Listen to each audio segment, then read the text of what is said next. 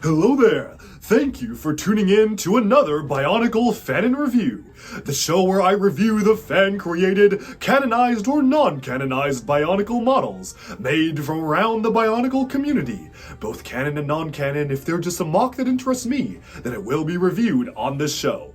And now, for Halloween, we are taking a look at the second place winner of last October's Bionicle Fanon contest, Zombies of the Red Star.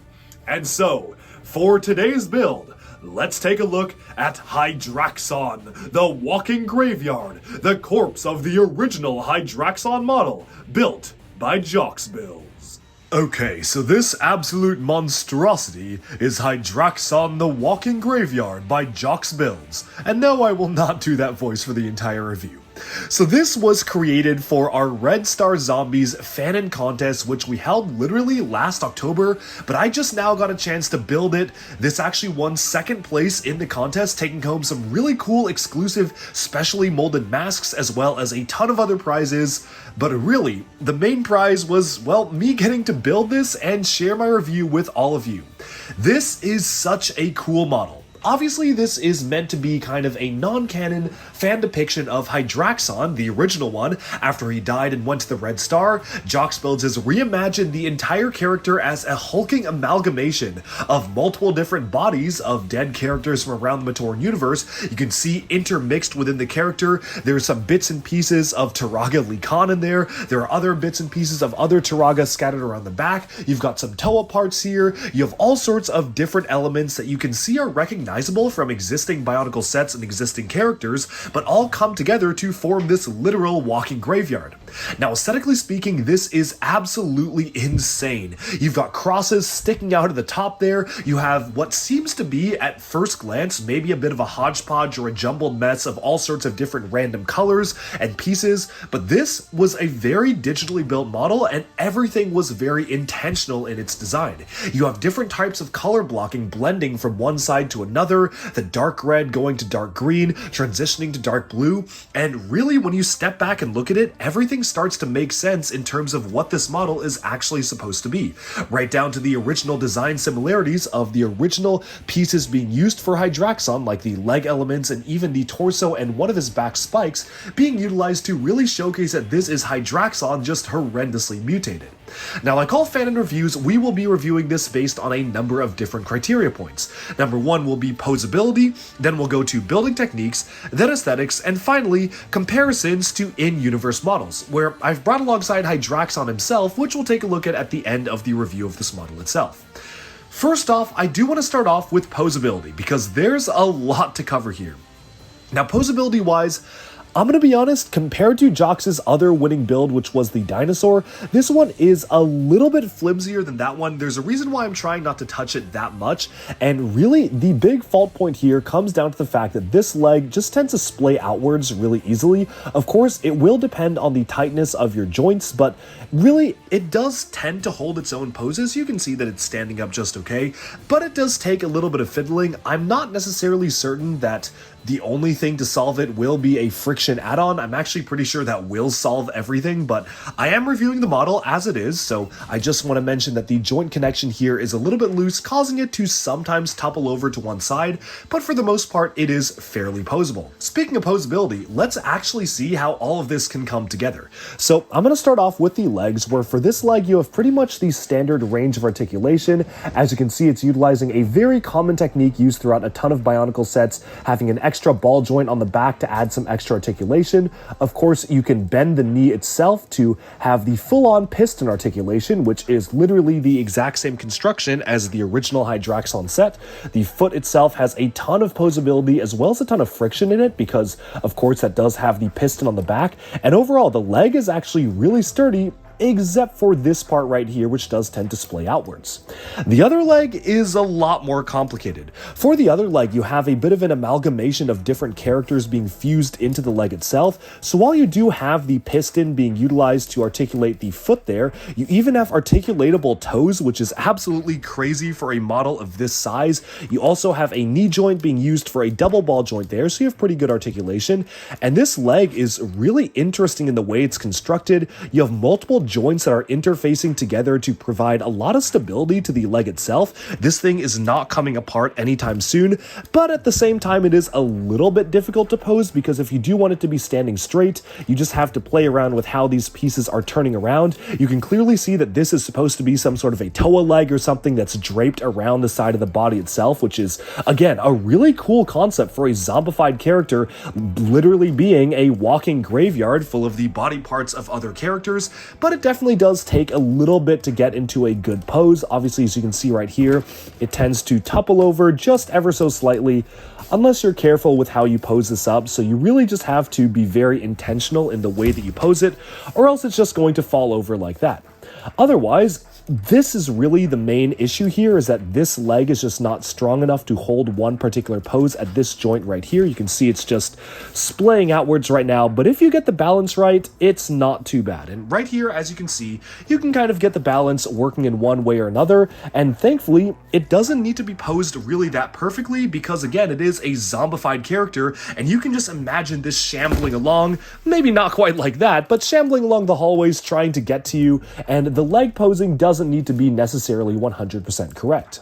Now, he does wield a massive sword, but I'm going to detach it for now just so we can actually take a look at the rest of the posability. The sword can be held by both hands. It's obviously not meant to be just held up by one single hand, which I think is totally fine. A character like this is probably the only character I would give a pass to for the fact that it has to drag the sword along the ground because, again, it is a zombie, so it makes total sense that the sword would be dragging along the ground itself. But overall, as you can see, moving upwards for the arms in terms of posability, you've got double ball joints on this arm, you have the elbow joint right here, as well as the posable hand and even posable fingers, which is really great because Hydraxon was actually one of the first Bionicle sets to actually integrate a nice technique for posable figures.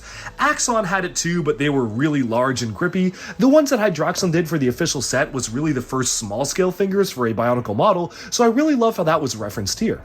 Of course, you do have a bit of shoulder articulation as well. Pretty much everywhere you see a ball joint here, something can move, so you can articulate the shoulder up and down to really just get all sorts of crazy poses. And then you have this absolute monstrosity of another arm here. As you can see, you have all these different Bionicle hand elements that are gripping outwards, almost forming a larger style of hand. I love how Hydraxon's blades were kind of kept integrated into the model itself, which is really cool how you can still see the remnants of the initial blade structure for the model be integrated into the build here. Now, this arm is a little bit more difficult to pose just because it's got so much around it. There is a piston here that once you actually do manage to articulate it back and forth, you can get the arm pretty much nicely posed up, but it honestly is a lot to move around, and I'm always kind of scared that I'm going to break something while doing this.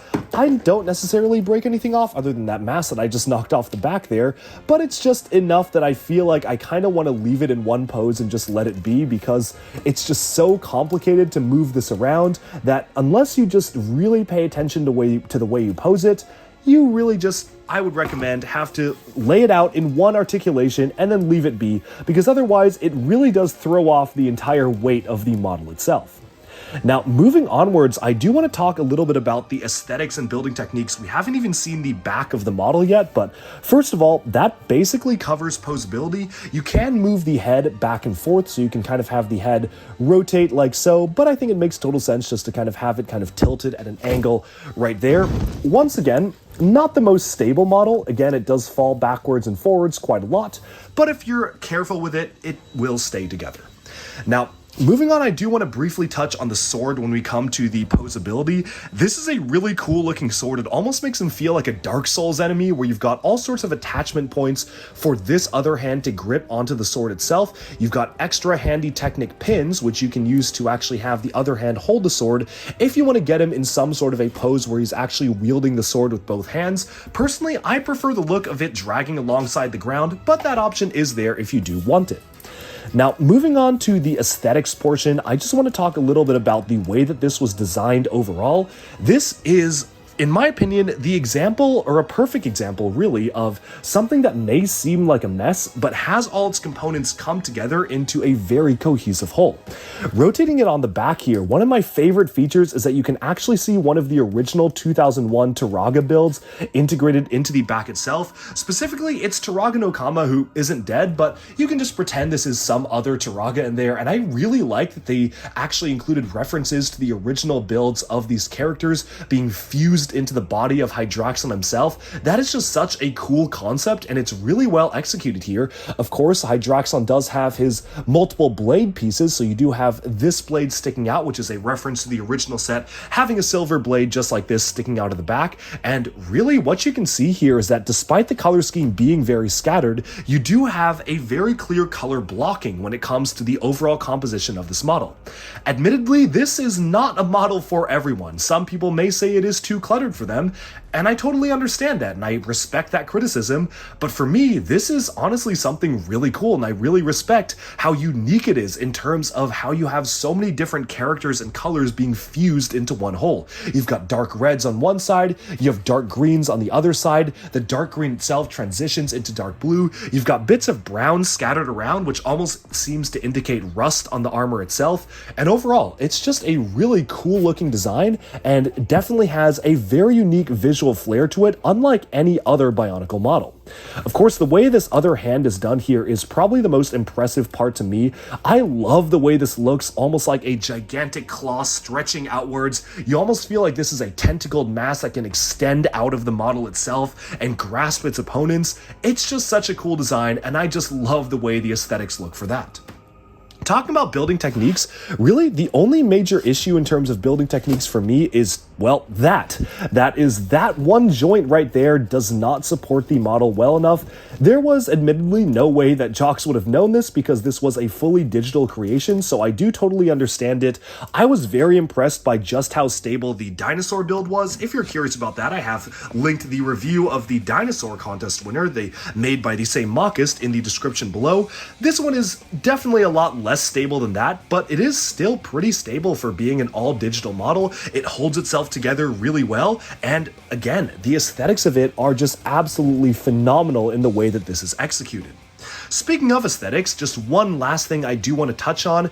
I really like the overall detail of all these spikes sticking out of the model. It's super simple, just utilizing the Kylo Ren buildable figure element for the lightsaber crossguard hilt, but they add a very menacing flair to the model, almost like maybe these are weapons of past opponents who have tried to defeat him, or they're literally crosses in a graveyard. You can really interpret them however you want, but they really do tie into the overall aesthetics of the model, especially in the way the longsword is done.